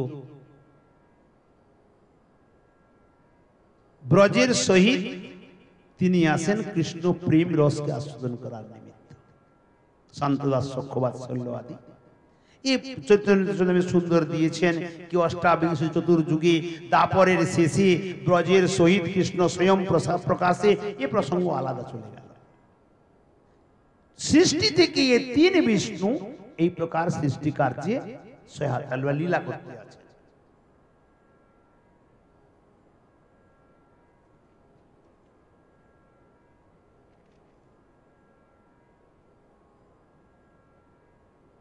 অতএব বিষ্ণু প্রাণীগণের মধ্যে অন্তর্যামী রূপে থাকিয়া বৈচিত্র্যময় বিভূতি রূপে প্রকাশিত হন। এখানে এরপরে শ্লোকে আমরা আস্বাদন করব।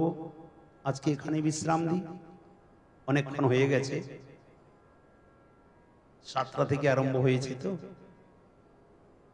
তাই আজকে কথা আমরা এখানে বিশ্রাম দিই, প্রায় 8:30 হয়ে গেল।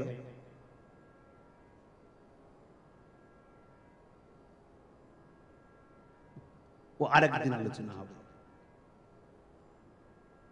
এই প্রসঙ্গটা আরেকদিন হবে, ঠাকুরজি আরতি দিয়ে হবে না? বল ভক্তবৎসল ভগবান কি জয়। আজকে কথা আমি এখানে বিশ্রাম দিলাম। যাবতীয় ভুল ত্রুটি আছে সবাই মিলে এক অবোধ মূর্খ বালক মনে করে কৃপা করে ক্ষমা করে দেবেন। সর্বজনের অসংখ্য প্রণতি অর্পণ করে কীর্তন হয়ে যাক। জয় জয় রাধে কৃষ্ণ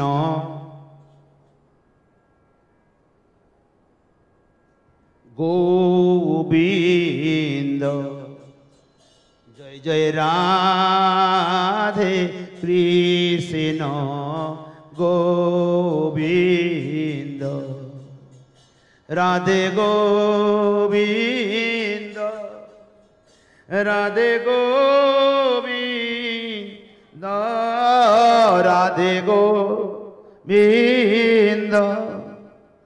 রাধে গোবিন্দ, জয় জয় রাধে কৃষ্ণ গোবিন্দ, জয় জয় রাধে কৃষ্ণ গোবিন্দ, জয় জয় শ্যাম সুন্দর মদন মোহন বৃন্দাবন চন্দ্র, জয় জয় শ্যাম সুন্দর মদন মোহন বৃন্দাবন চন্দ্র, জয় জয় রাধা রমণ রাস বিহারী শ্রী গোকুলানন্দ, জয় জয় রাধা রমণ রাস বিহারী শ্রী গোকুলানন্দ, জয় জয় রাধাকান্ত রাধা বিনোদ শ্রী রাধা গোবিন্দ, জয় জয় রাধাকান্ত রাধা বিনোদ শ্রী রাধা গোবিন্দ, জয় জয় রাসেশ্বরী বিনোদিনী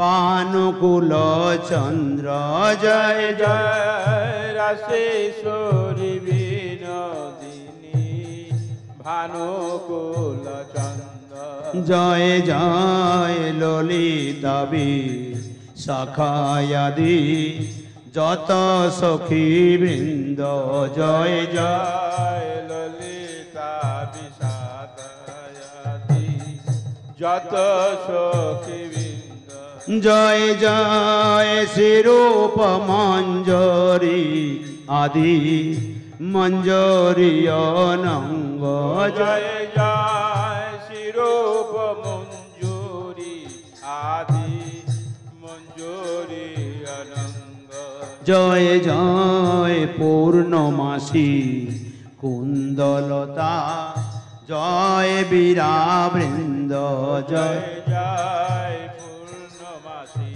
কুন্দলতা জয় বীরানন্দ, তোমরা সবে মিলে করো দয়া আমি অতি মন্দ, তোমরা সবে মিলে করো দয়া আমি অতি মন্দ, আমায় কৃপা করি দাও হে যুগল চরণার বিন্দ, আমায় কৃপা করে দাও হে যুগল চরণার বিন্দ, যেন ব্যাকুল প্রাণে গাইতে পারি হারাধে গোবিন্দ, যেন ব্যাকুল প্রাণে গাইতে পারি রাধে গোবিন্দ যেন গাইতে পারি রাধে গোবিন্দ যেন গাইতে পারি রাধে গোবিন্দ যেন গাইতে পারি রাধে গোবিন্দ যেন গাইতে পারি রাধে গোবিন্দ জয় জয় রাধে কৃষ্ণ গোবিন্দ জয় জয় রাধে কৃষ্ণ রাধে কৃষ্ণ গোবিন্দ শ্রী গৌরাঙ্গ নিত্যানন্দ শ্রী অদ্বৈত চন্দ্র গদাধর শ্রীবাসাদি গৌর ভগত বৃন্দ জয় শ্রী গৌরাঙ্গ নিত্যানন্দ শ্রী অদ্বৈত চন্দ্র গদাধর শ্রীবাসাদি গৌর ভগত জয় শ্রী কৃষ্ণ চৈতন্য প্রভু নিত্যানন্দ হরে কৃষ্ণ হরে রাম শ্রী রাধে গোবিন্দ জয় শ্রী কৃষ্ণ চৈতন্য প্রভু নিত্যানন্দ হরে কৃষ্ণ হরে রাম শ্রী রাধা গোবিন্দ জয় শ্রী কৃষ্ণ চৈতন্য প্রভু নিত্যানন্দ হরে কৃষ্ণ হরে রাম শ্রী রাধে গোবিন্দ জয় শ্রী কৃষ্ণ চৈতন্য প্রভু নিত্যানন্দ হরে কৃষ্ণ হরে রাম শ্রী রাধা গোবিন্দ হরে কৃষ্ণ কৃষ্ণ কৃষ্ণ কৃষ্ণ হরে হরে হরে রাম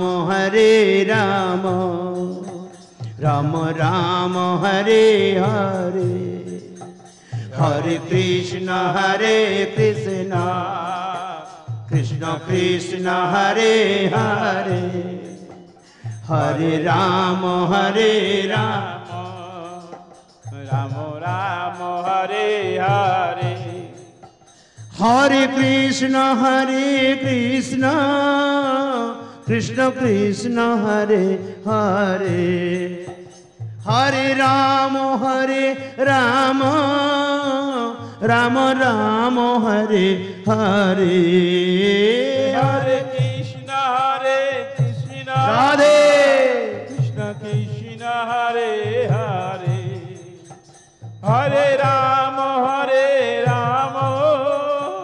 রাম রাম হরে হরে হরে কৃষ্ণ কৃষ্ণ কৃষ্ণ কৃষ্ণ হরে হরে হরে রাম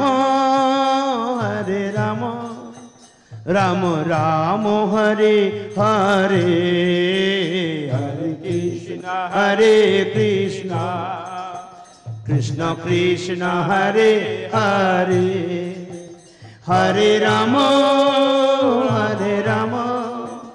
রাম রাম হরে হরে হরে কৃষ্ণ কৃষ্ণ কৃষ্ণ হরে হরে হরে রাম রাম রাম হরে হরে হরি বল হরি বল হরি বল হরি বল নিতাই গৌর হরি বল হরি বল হরি বল হরি বল নিতাই গৌর হরি বল জয় জয় শ্রী রাধে শ্যাম।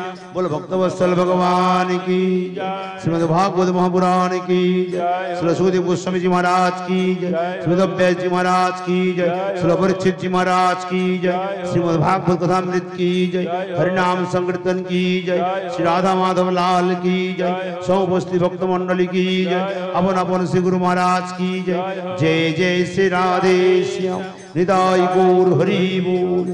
बोल भक्तवत्सल भगवान की जय। आरती करबे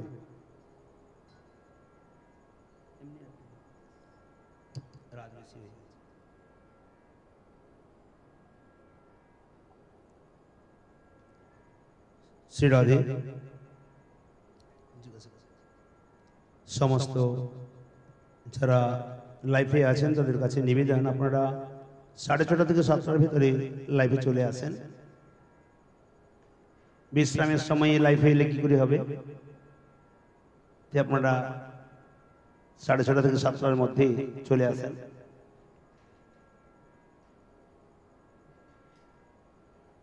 भक्तवत्सल भगवान की